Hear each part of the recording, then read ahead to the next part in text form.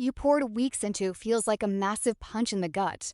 But if you handle a disappointing grade with a calm, strategic approach, a 40% pass, or even a total fail, is not always the end of the story.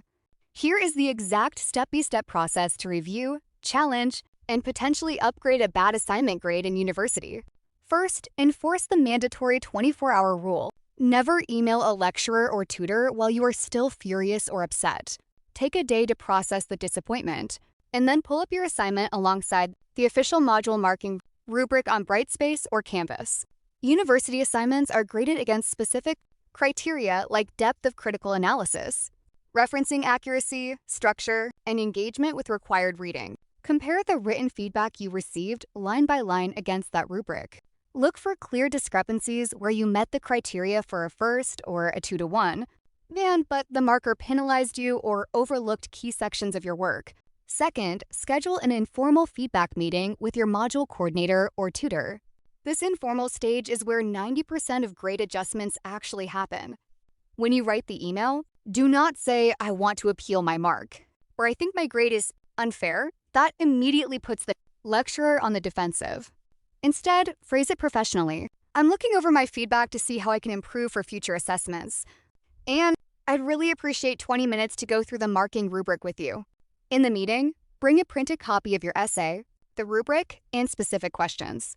Point directly to evidence in your paper.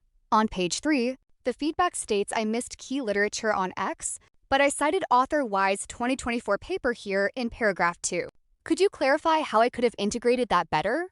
When you demonstrate that you understand the academic standard and show clear evidence that your work hit those markers, lecturers will often admit a marking oversight or agree to reevaluate the paper.